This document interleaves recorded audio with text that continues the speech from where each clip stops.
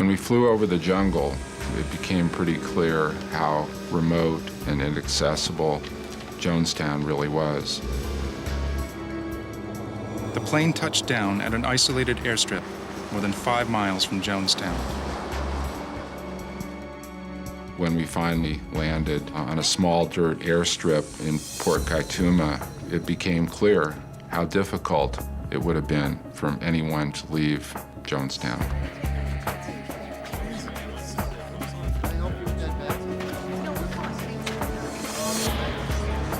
Okay, there's the truck. When a truckload of People's Temple members pulled up with a flatbed, we expected that we'd be moving on quickly to Jonestown and started unpacking our gear.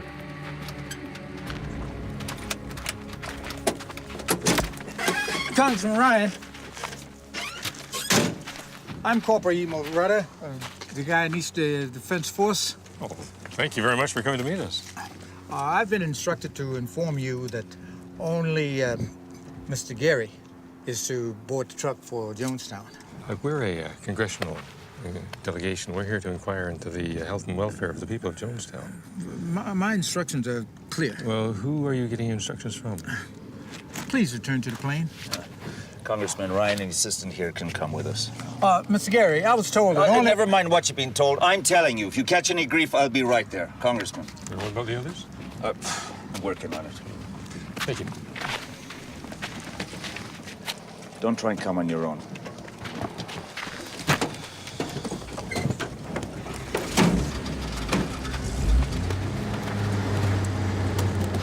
Clearly, at that point, we were not welcome.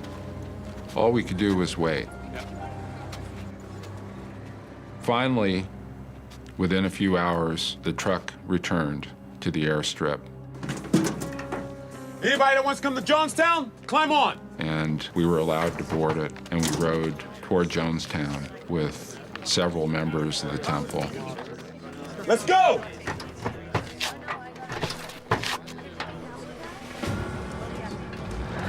I think everyone recognized that there was a potential for danger.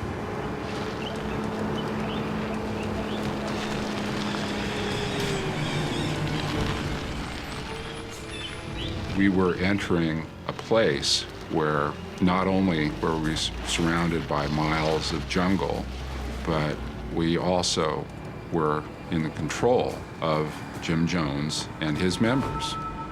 And as a practical matter, it would be hard to get out without their permission.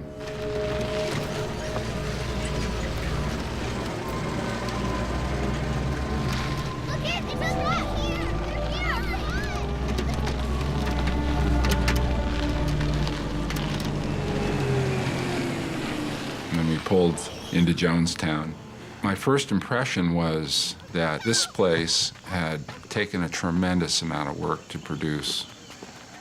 To make something from scratch in the middle of nowhere was an impressive feat.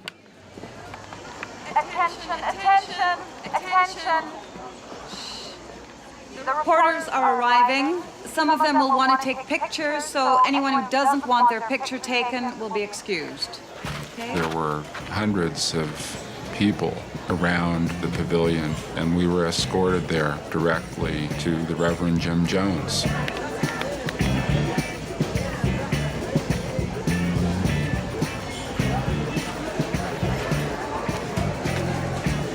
Jim, the gentleman of the press have arrived. This is Don Harris, NBC News.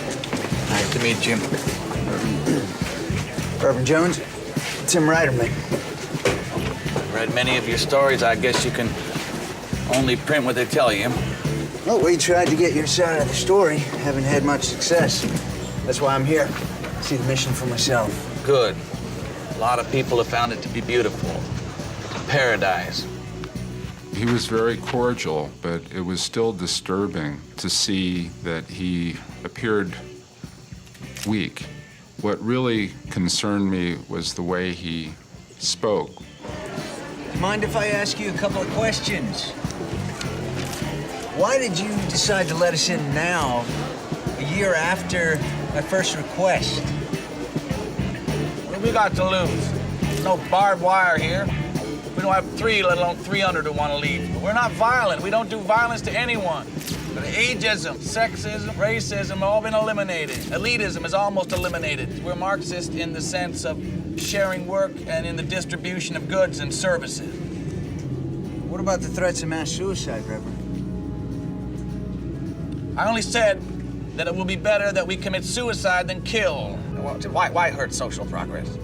He started speaking in a paranoid fashion about his enemies and began to quietly sort of rant about them. I cursed the day I was born. I don't know why these people hate me so. In some ways, I feel like a dying man, and you don't need to put a bullet in my head. Thank you. It was disturbing to hear him sort of put a figurative gun in the hands of those of us who had come to Jonestown to visit. It was also disturbing to hear someone who had the lives of so many people in his hands speak that way. Plan was I was going to slip the congressman a note asking for his help. In my state of mind, didn't know who was who at that time yet. I see someone who I think is the congressman who's walking around the perimeter of the assembly. If I passed the note and it was unsuccessful, I knew I would be killed. There was no doubt about it. I would be killed.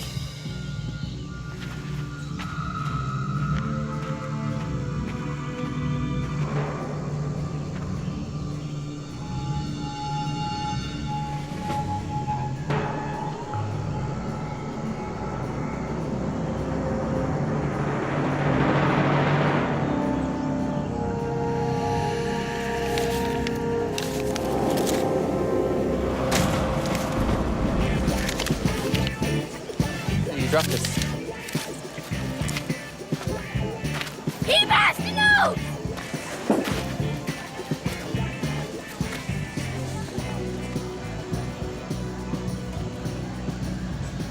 What was that about, Bert? That was nothing. He dropped something and I picked it up from him, that's all.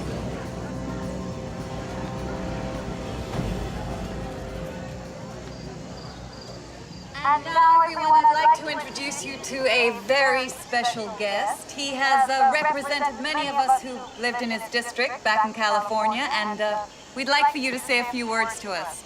It wasn't until later that I found out that that individual was not the congressman. Congressman Ryan.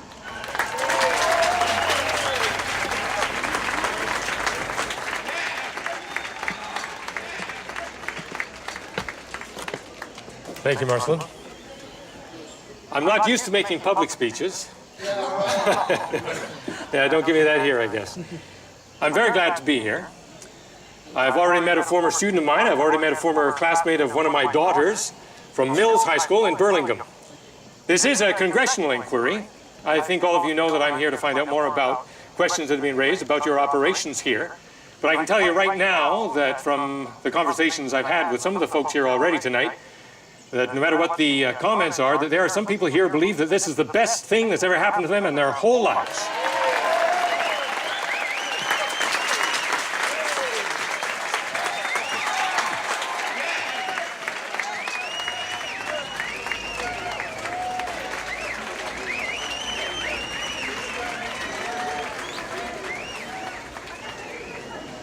After Ryan spoke, I was approached by Congressman Ryan. Is your name Vernon Gosling? Did you give this man a note asking to leave Jonestown? Yes, sir. And let me tell you, you've got seats on the first plane out of here tomorrow. Congressman Ryan had no idea of what he had walked into at all. I'm not sure we should wait till tomorrow, Congressman. We've got a lot of work to do here. You're in danger. You have to know that. We'll be fine. We're under protection of the U.S. Congress. Tomorrow.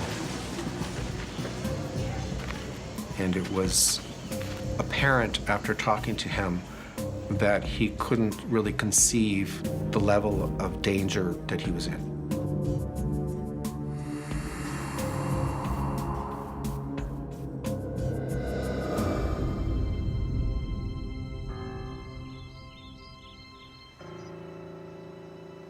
On that Saturday, the last day, My eyes, that's about it. I wondered just how many other people might want to leave. Thing is, Ryan told me someone else aside from this Vern guy approached him. Wanting out? Yeah, exactly. Morning. Sleep all right? Oh, that was the softest hardwood floor a man could ask for. Marcelyn Jones, who was Jim Jones' wife, took some of us throughout the encampment. This is my pride and joy, I don't mind saying. This is the first home to all 33 children born here in Jonestown. Marcelyn Jones was clearly proud of everything that had been built in Jonestown. The school and the nursery, the clinic that provided health care for children that seemed to be what inspired her and sustained her. That's some pretty advanced reading. Those are some pretty advanced kids. Hey. Oh, hi. I'll take him from here, Vernon. I think you're needed back at the pavilion, aren't you?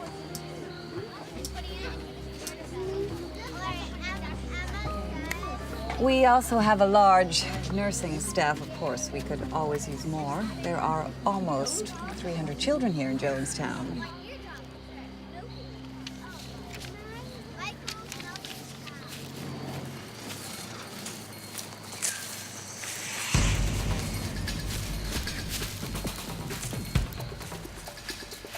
Tim, cut him out.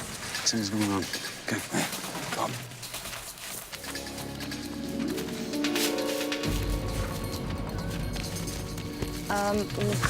Would you like to see the dispensary? Excuse me. You bring those kids back here!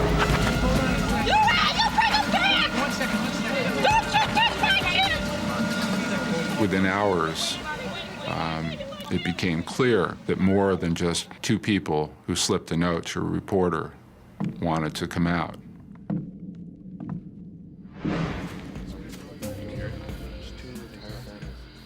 There were some entire families who stepped forward and informed the congressman that they wanted to leave with us. I'm all right. I'm just gonna just say goodbye to some. And the tension just radiated out from Jones and those groups of potential defectors. The whole place was paralyzed. Stay put. I'm gonna come have a word with you later, all right? You don't go anywhere right now. I want to talk to you and ask you some questions. I want to talk to him. Why are you doing this? Are you lovers? No. No. Because you can have a relationship here. We're not lovers. Don't you talk to any of the reporters, all right? They're liars. They're all liars. You don't have to say anything. Even the ones who lie, they always come back. They always do. Always have a place here. All right. I signed a document that I was leaving my son there of my own free will. I didn't know if I was doing the right thing, and I signed it.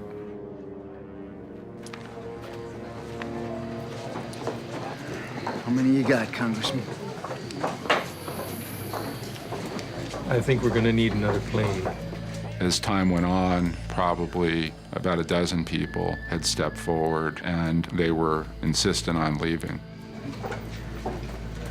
My name is Monica Bagby. I wish to leave Jonestown of my own free will and return to the United States. Is that it? My name is Vernon Gosney, and I wish to leave Jonestown of my own free will and return to the United States. I was of a